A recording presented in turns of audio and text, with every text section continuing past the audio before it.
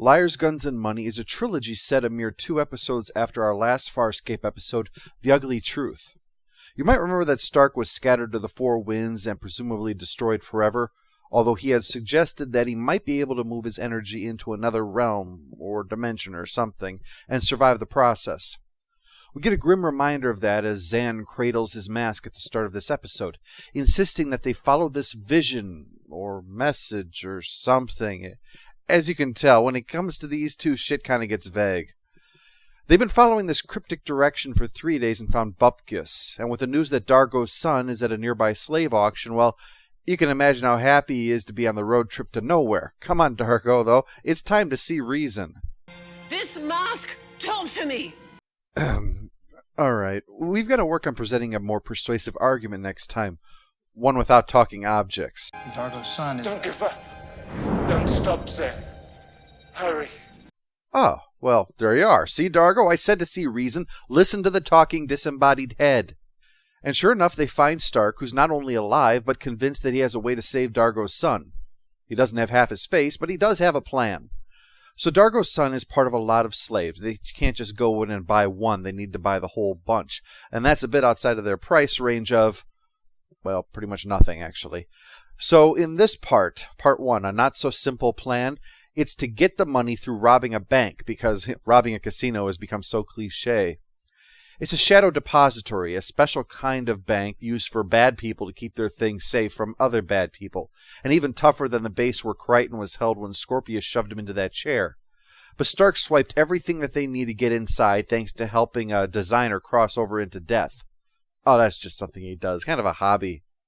Well, Aaron and Crichton aren't too sure about whether this is even possible, but since it's the only chance for Dargo's son, Dargo's convinced that a refusal to try that, well, is the worst kind of betrayal, even if it does seem like certain death. So he heads off alone while Crichton and Aaron follow, except there's one other problem with this situation. But then this is Farscape, so you have to expect that extremely bad situations usually find a way to get even worse.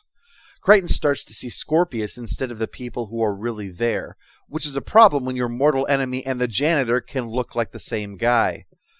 But let's get back to the rapidly bad-looking plan. They've had no time to prep anything, and Dargo's a bit crazed. I think he's just nuts enough to try to throw the door open in broad daylight.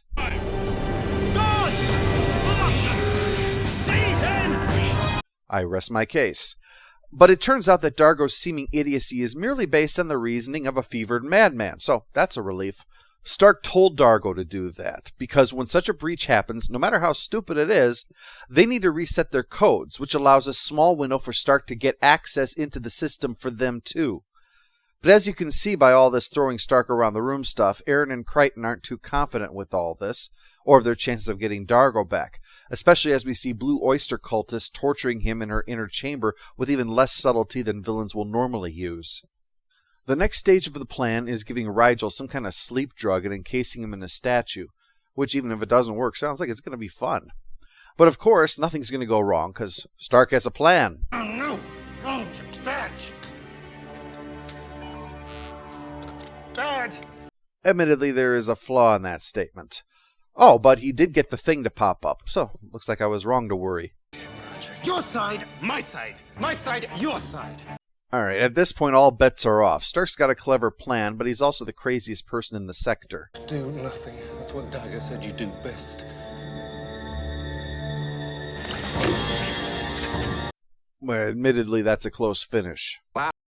Nice day to you too, dick. You don't lie to me. Did Dargo say that? Crichton's likely feeling very guilty because of the predicament Dargo's in, because earlier when he'd said that the plan wasn't going to work, Dargo pointed out that he always went along with Crichton's crazy plans. Now his life is in danger and they may never get him back, so Stark just pushed exactly the wrong button with Crichton right now. Likely it's the same reason Crichton was roughing him up earlier, the idea that Dargo feels he's betrayed and abandoned him and will go blabbing about that to others, especially Stark. It's just more than Crichton can take right now. Zan shows up playing the big bad guy with Chiana as her chief lackey, which requires no acting on Chiana's part.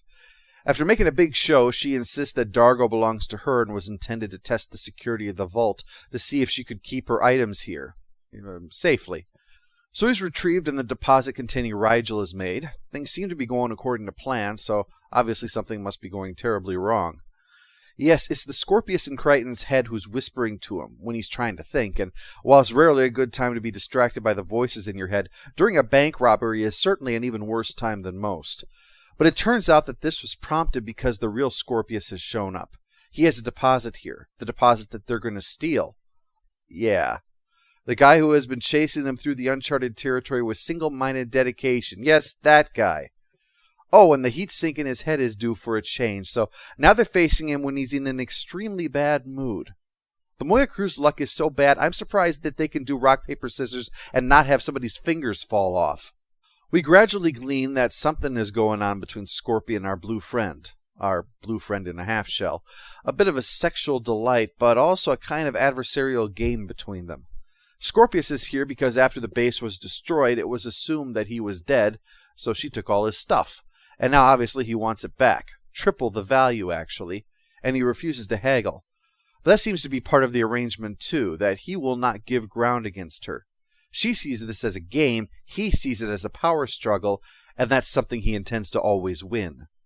Meanwhile, Crichton is understandably pissed off that Stark knew that they were stealing Scorpius' stuff. But he insists that this isn't about revenge, because the rest of the slaves in that lot that Dargo's son is in are also his people, and he wants to use the money to free them. I mean, that's more important to him than revenge. But what Stark has seriously underestimated is the effect that this is having on Crichton. He's gotten Crace off his back just in time for another madman to want him, and is making his existence utterly miserable. Putting Crichton in proximity to him is just a recipe for disaster, and Crichton would be the first to say that. But now that he's committed, he's going to have to take action. He wants something from Zan that will explode when heated. That should be a fun little surprise, won't it? It's got him so on edge that even when he goes to see Dargo, he gets into an argument with him over what happened. He's that on edge over the thought of Scorpius, which is especially a problem when Scorpius is literally in his head. But the plan still has to go ahead, so we see Rigel awakening inside the crate, then making his escape for Scorpius's crate. While that's going on, Crichton spies on Scorpius. Stark had given them devices to override things. It's not like anybody can just walk up and spy on the boss while she's licking a diabolic commander on the face. When the two leave the room, Crichton sneaks in to replace the coolant rod with the boom boom rod, except that Scorpius in his head does not approve of that and interferes so much that Aaron has to finally finish the job. But Scorpius is already unhappy because the beryllium ingots that he was supposed to have are gone. They've been replaced by the crap that the Moya crew had left. And on learning the one who brought it was Delvian, well, that means that Crichton's here, so he orders all the exits sealed. Yeah, it's not his place, but with Scorpius actually enraged, no sane person is going to quibble about who's in charge. Well, it seems the plan of Mr. My Side, Your Side is not as airtight as you might have thought. The door override devices he gave them don't quite work right, so Aaron and Crichton are fixed up so that they can act as a distraction so the others can escape with the loot. Because one thing Crichton's definitely doing right now is drawing attention to himself. They knock out some guards for the old clothes swap thing, but the villains don't give them enough time to change uniforms, so Crichton does the next best thing and throws the uniforms at them. Not much of a plan B, but then the Stark plan A hasn't been wowing us, has it? By now, Lady Lobster has put her foot down on who's in charge, but Scorpius makes her an offer. Get him Crichton alive, and all of her debts are forgiven. So that's some pretty good motivation. Also highly motivated is Stark, because Zan, Chiana, and Rigel are at the final door, almost free, and yet facing imminent capture. He has to act quickly. In a constructive way, of course. Now Dargo's stuck trying to hack this thing, and since his previous effort was walking in the front door, I'd say good luck with that. But then I don't think that even with translator microbes they know the meaning of that phrase. Crichton's still in his not the bees mode, but wants to stop to tell Aaron something important, but she makes it clear that he doesn't need to say it. She knows what his feelings are. The problem for Aaron is that she's not sure what to do with her own. Well, between Dargo's trying everything to see if something works and Zan's knockout gas, they actually manage to escape with the money. They hook up with Aaron and Crichton, but Crichton goes back to steal the doors. Because you know that somebody is going to have to get left behind, so they'll wind up losing all their treasure, right? Right on time. Crichton asks about what's happened to him, and Scorpius confirms that there's a chip in there. meant to get the information about wormholes that he's wanted, and also even keep Crichton alive. After all, he's useless to Scorpius if he's dead. One thing goes wrong with Crichton's own plan, though. The madness the chip is inducing makes him unwittingly tip his hand on why Scorpius is suddenly looking even worse than normal. I got a piece of you and me, now you got a piece of me and you. Yeah, so that makes Scorpius swap out his cooling rod just before detonation. You cannot let me die any more than I can sacrifice you.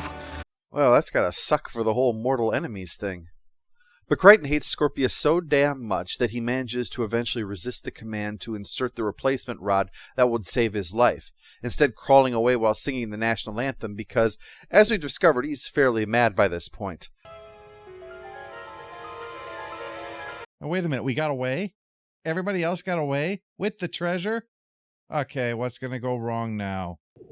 I must apologize for my panic. My shame is great. Yes, it is. But it looks like See, their luck is so bad a Stargate villain showed up. Part 1, A Not-So-Simple Plan, is off to a great start. It plays with the usual heist formula by not telling us the precise details of the plan, like so often happens with these things. We find out a lot of what's going on at the same time as, well, they're actually carrying it out. And unlike a lot of those things, the plan basically works as they figured. Just the Scorpius issue, which they work around with their contingency. The crew relationships are nevertheless affected by what happened. Dargo now has respect for Stark, which you'll remember in The Ugly Truth, he was ready to sell him out to the bad guys. And you might also remember from that in Dargo's version of this story, Crichton was completely on his side, agreeing with everything Dargo said. So Crichton's resistance to the plan has driven a wedge between them in Dargo's mind. Even at the end, he has no respect or sympathy for Crichton. Chiana is given the rather rare role of trying to play peacemaker here because she really likes Dargo and knows that his anger is getting in the way of his better judgment. Normally, she wouldn't give a crap about this unless it was a threat to the ship, and by extension herself. But this relationship the two have is opening her up to situations that she doesn't normally need to handle and might partially explain where their relationship will eventually go. As for Crichton and Aaron, she is new to all of this, and having to be supportive in the right way is difficult for her. She's used to thinking in terms of protection from situational harm, but protecting Crichton from himself is proving rather difficult. Next time, these relationships will be shaken up again when they're dealing with the scampering money and other assorted problems.